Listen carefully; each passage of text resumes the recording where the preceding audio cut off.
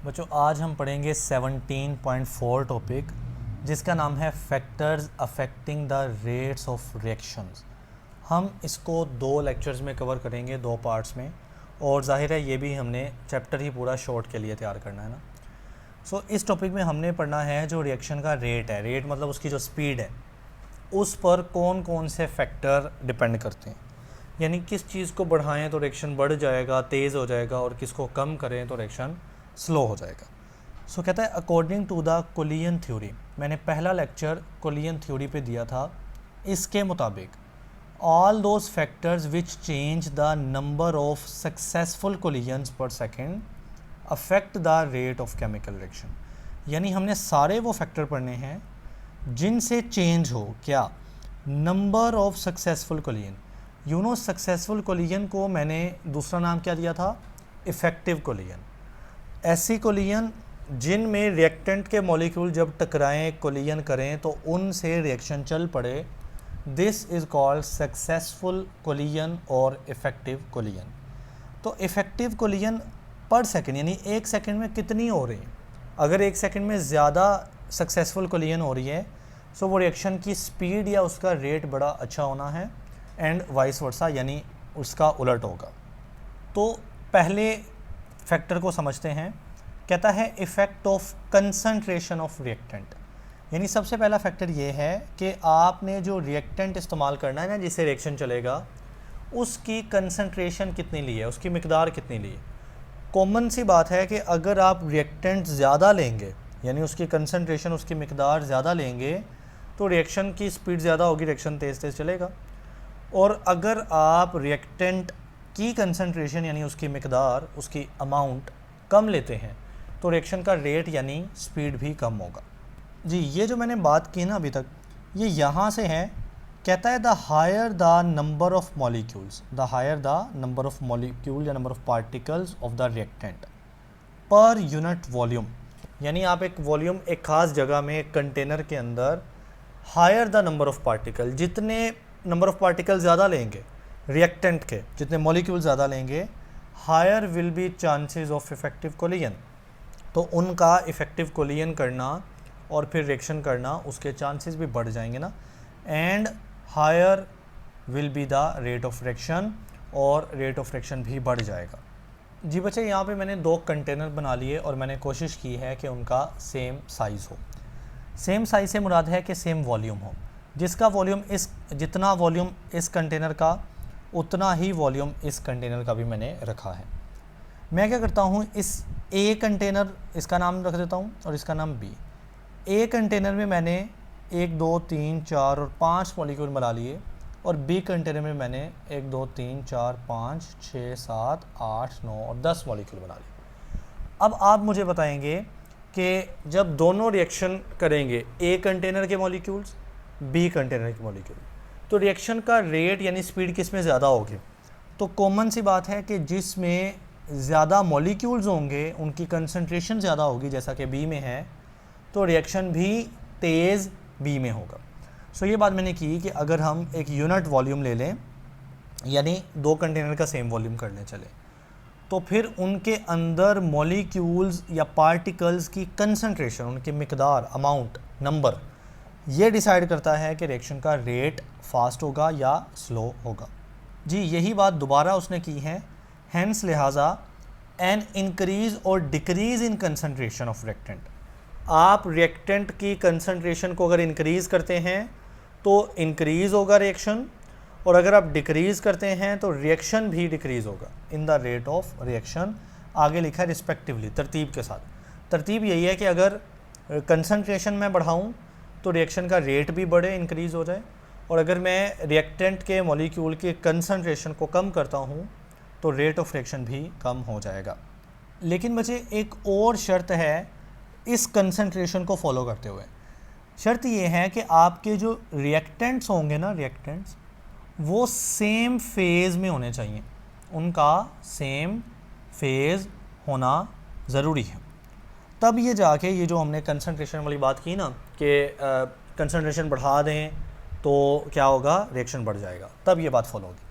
Same phase से मुराद है कि मिसाल के तौर पे मैं एक रिएक्शन लिखता हूँ, हाइड्रोजन प्लस ऑक्सीजन का चले कर लेते हैं, और इससे बनेगा H2O यानी वाटर। सो अब मैंने अगर हाइड्रोजन को जिस हालत में लिया है, ऑक्सीजन को भी उस हालत में लेना पड़ेगा। यानी अगर हाइड्रोजन गैस है सो ऑक्सीजन को भी गैस ही में लेना पड़ेगा, यानी सेम फेज़। मैं क्या बोल रहा हूँ, सेम फेज़। यानी ये जो कंसंट्रेशन की कॉन्सेप्ट है, ये जो बात है, ये तब सच्ची साबित होगी अगर आपके रिएक्टेंट का फेज़ एक जैसा होगा।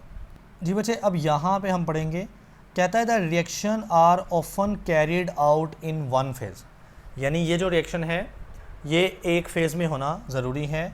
For example in liquid solution और इन गैस फेज़। यानी अगर आप लिक्विड में ले रहे हो तो फिर सारे जितने भी रिएक्टेंट हैं, हमारे केस में एक हाइड्रोजन था, एक ऑक्सीजन, 2 थे ना, जितने भी रिएक्टेंट हैं वो सारे लिक्विड में होने चाहिए। और अगर गैस फेज़ में है कोई एक, तो बाकी भी गैस में सारे होने चाहिए ना। अब ऐसा क्यों है, कहता है when the reactants are present in the same phase, जब रिएक्टेंट सेम फेज़ में होते हैं ना, so there particles are able to meet on the molecular level. तो पार्टिकल की नेचर सेम है, उनका फेज़ सेम है, तो पार्टिकल आपस में मिल सकते हैं, कोलिजन कर सकते हैं, और फिर दस एबल टू कोलाइड, लिहाजा वो टकरा सकते हैं, कोलिजन कर सकते हैं विद ईच अदर ईजीली, एक दूसरे के साथ आसानी के साथ। लेकिन अगर उनका फेज़ डिफरेंट होगा, एक लिक्विड है, एक गैस है, तो उनकी कोलिजन जो है वो काफ़ी मुश्किल हो जाएगी। अब बच्चे आगे पढ़ते हैं, देन हम सवाल को देखेंगे।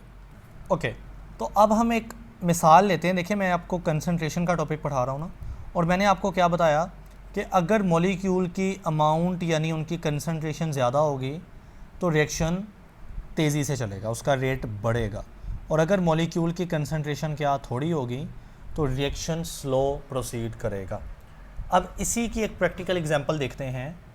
अगर हम कोल यानी कोयले को बर्न करते हैं, जलाते हैं, ठीक है, और मैं ये कोयले को जलाने का जो प्रोसेस है ना, ये ओपन एयर में कर रहा हूँ, ठीक है, ओपन एयर में कर रहा हूँ। आपको पता है एयर में 21% ऑक्सीजन होती है, 21% ऑक्सीजन मौजूद होती है। सो देखिए, ये जो बर्निंग का प्रोसेस होता है ना, जलने का प्रोसेस, ये ऑक्सीजन पर डिपेंडेंट होता है, ऑक्सीजन को इस्तेमाल करके बर्निंग होती है।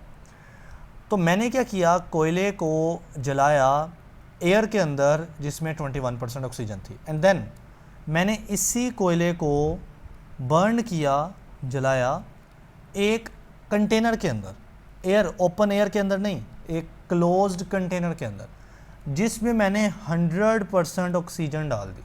यानी मैंने हवा नहीं डाली उसमें, क्योंकि हवा में तो 21% ऑक्सीजन होती है ना, मैंने प्योर ऑक्सीजन दे दी 100%। सो रिएक्शन किस में तेज़ होगा, तो आंसर इज़ उस कंटेनर में जिसमें 100% ऑक्सीजन है, प्योर ऑक्सीजन। ऐसा इसलिए कि यहाँ पे 100% ऑक्सीजन है, यानी ऑक्सीजन के मॉलिक्यूल ज़्यादा कंसंट्रेशन में मौजूद हैं, ठीक है। जबकि यहाँ जब मैं एयर के अंदर ये जलाने का प्रोसेस कर रहा हूँ तो एयर में तो 21% ऑक्सीजन है, यानी ऑक्सीजन के मॉलिक्यूल थोड़े होंगे। सो वही बात, अगर मॉलिक्यूल ज़्यादा हुए, उनकी कंसंट्रेशन ज़्यादा हुई तो रिएक्शन तेज़ होगा, उसका रेट ज़्यादा होगा। और अगर मॉलिक्यूल की कंसंट्रेशन थोड़ी हुई तो रिएक्शन का रेट स्लो होना है। लिहाजा अगर आप कोयले को बर्न करते हो, जलाते हो प्योर ऑक्सीजन के अंदर, 100% ऑक्सीजन के अंदर, सो रिएक्शन का रेट इंक्रीज़ करेगा। जी बच्चे, यही बात इस तरह से लिखी है।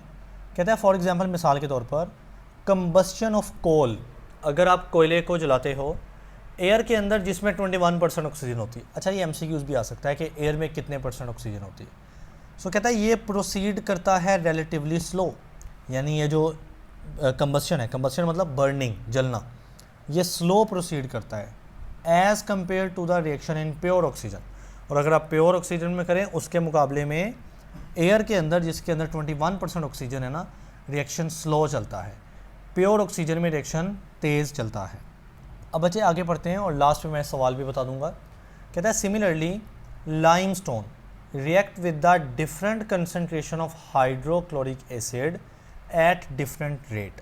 ये बात मैंने, ये जो रिएक्शन है ये पहले भी आपको बताया था, मैं आपको दोबारा वहाँ पे लेके जा रहा हूँ। जी बच्चे, यहाँ पे मैंने एक रिएक्शन करवाया था जिसको हमने कैल्शियम कार्बोनेट बोला था, या इसी का नाम था मार्बल चिप्स, और इसी को लाइमस्टोन कहते हैं। इसके साथ हम HCl का रिएक्शन करवा रहे होते हैं ना, तो यहाँ पर हमारे पास प्रोडक्ट बनता है। अब हमने ये देखना है कि ये जो HCl है हाइड्रोक्लोरिक एसिड, इसके कंसनट्रेशन का क्या ताल्लुक है, क्योंकि अब हमारा टॉपिक चल रहा है कंसनट्रेशन, ठीक है। तो उसके लिए ये एक एक्टिविटी परफॉर्म की गई है जो कि ज़ाहिर है आपने नहीं करनी, एक्टिविटी आपको नहीं आती होती। देन एक्टिविटी जब ख़त्म करेंगे उसके नीचे ये डायग्राम जो कि एक्टिविटी का ही बेसिकली पार्ट कंसिडर किया जाएगा, उसके नीचे यहाँ से यहाँ तक ये भी कुछ ख़ास चीज़ नहीं है। उसके नीचे वाला जो लास्ट पैराग्राफ है ना, बल्कि सेकंड लास्ट, ये हम थोड़ा सा पढ़ लेते हैं, ठीक है। और इस पैराग्राफ को पढ़ने से पहले एक बात मैं आपको बताता जाऊँ कि ये जो रिएक्शन है ना, इसमें कार्बन डाइऑक्साइड गैस बनती है, ठीक है, और ये इवॉल्व हो जाती है, ये एस्केप कर जाती है, रिएक्शन से निकल जाती है।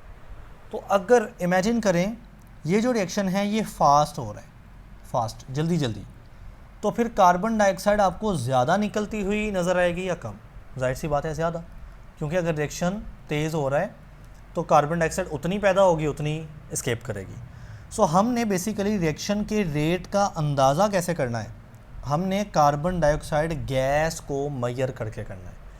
अगर इस रिएक्शन में कार्बन डाइऑक्साइड की जो गैस है वो इवॉल्व कर रही है, उसकी एवोल्यूशन हो रही हो फास्टर, ज़्यादा ज़्यादा, जल्दी जल्दी, सो इट मीन रिएक्शन भी तेज़ हो रहा है। एंड अगर वो स्लो आ रही है, इट मीन रिएक्शन भी स्लो आ रहा है। तो बच्चे ये जो कर्व है ना, हमारे पास ये कर्व आ रही थी जब हमने ये रिएक्शन किया। आप गौर से देखें, यहाँ पर लिखा है वॉल्यूम ऑफ गैस इवॉल्व, यानी कितनी गैस इवॉल्व हो रही है उसका वॉल्यूम। तो बेसिकली ये रिएक्शन का रेट ही है, जितनी गैस इवॉल्व होगी उतना रिएक्शन का रेट होगा। अब अगर हम बिल्कुल नीचे फॉर एग्जांपल इस पॉइंट पर देखें ना, तो यहाँ पर स्टार्ट वाला ऑलमोस्ट पॉइंट है, यहाँ पर रिएक्शन बहुत फास्ट है। ऐसा क्यों? क्योंकि पॉइंट तकरीबन बिल्कुल सीधा है। आप ना, मैं चलें आपके लिए जूम करता हूँ, आप इस पॉइंट पर एक ना सीधी लाइन ऐसे ड्रॉ करेंगे, उस लाइन को ना हम टेंजेंट बोलते होते हैं। उस लाइन का क्या नाम होता है? टेंजेंट। टेंजेंट जितना सीधा होगा, सीधे एक्सिस पे, ये वाई एक्सिस है ना, सीधा एक्सिस, इस पे हमने लिया है वॉल्यूम ऑफ गैस इवॉल्व, यानी जितनी गैस निकलेगी उसका वॉल्यूम। बेसिकली वो रिएक्शन ही तो है कि रिएक्शन तेज़ होगा या फास्ट होगा या स्लो होगा। तो इस पॉइंट पर चूंकि मैंने जो लाइन या टेंजेंट बनाई वो सीधी लाइन थी, टेंजेंट सीधा था, इट मीन इस पॉइंट पर रिएक्शन बहुत ज़्यादा है, तेज़ है, लिहाजा फास्टर रेट है रिएक्शन का। अब अगर मैं इस पॉइंट पर देखूं तो टेंजेंट क्या सीधा बनेगा? नहीं, इस पॉइंट पर टेंजेंट बनेगा तकरीबन ऐसे, ठीक है, और ये बिल्कुल सीधा तो नहीं है, यहाँ पर तो तकरीबन बिल्कुल सीधा था। इट मीन रिएक्शन यहाँ पे थोड़ा स्लो डाउन हो चुका है। अब मैं मज़ीद अगर इस पॉइंट पे चलता हूँ, टेंजेंट क्या सीधा बनेगा? नेवर, टेंजेंट बनेगा उसकी डायरेक्शन, यानी इस तरह से ऑलमोस्ट। तो ये तो बिल्कुल ही इस तरह से बैठ गया है, तो रिएक्शन स्टॉप हो चुका है, ठीक है। तो आपको ग्राफ पे रिएक्शन का रेट कैसे चेक करना है? आपको बचे टेंजेंट बनाना है, ठीक है। टेंजेंट एक सीधी लाइन होती है किसी एक पॉइंट के ऊपर। टेंजेंट अगर बिल्कुल ऐसे सीधा होगा, ऐसे, ठीक है, तो रिएक्शन बिल्कुल फास्ट है। अगर टेंजेंट इस तरह से हुआ, रिएक्शन स्लो हो गया, बिल्कुल फ्लैट हो गया, रिएक्शन रुक गया, ठीक है। ये हमारा तरीका होगा ग्राफ को समझने का। सो कहता है graph obtained in the form of a curve. पहली बात आपको क्या मिल रही थी? इस तरह की कर्व मिल रही है। We can measure the rate of reaction. हम रेट ऑफ रिएक्शन कैसे मेजर करेंगे? ड्यूरिंग अ टाइम इंटरवल, किसी भी टाइम पर, by drawing tangent on the curve. हम कर्व के ऊपर टेंजेंट बनाते होते हैं, यू नो, टेंजेंट एक सीधी लाइन को बोलते हैं, ठीक हो गया। अब आगे देखते हैं, कहता है द रिजल्ट्स शो दैट। हमारे पास जो रिजल्ट आया वो हमें क्या बता रहा है?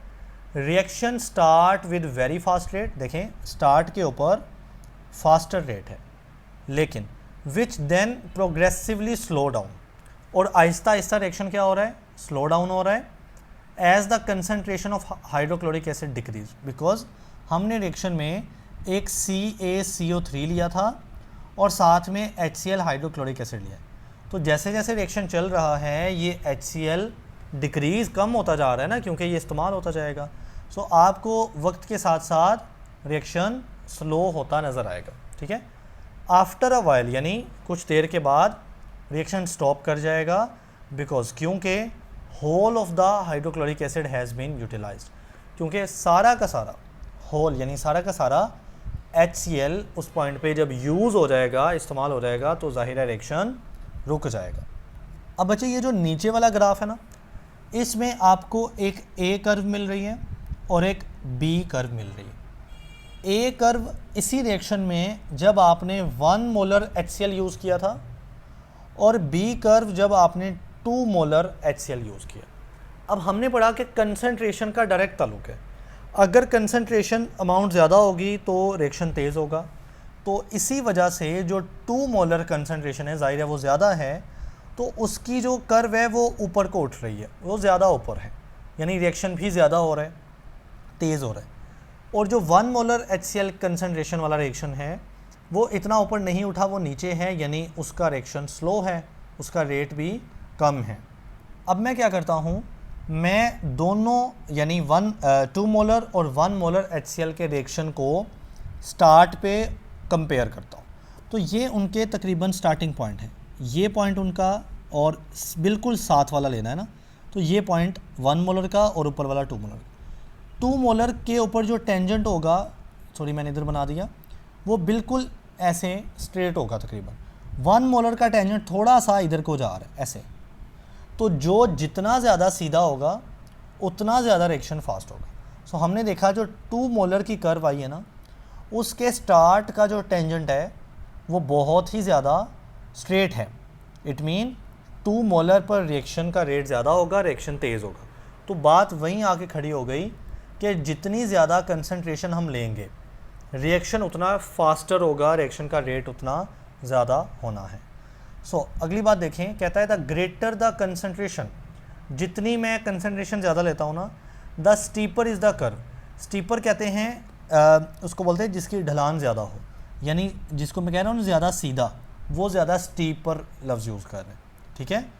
The steeper is the curve at the start of the experiment which means faster rate of reaction.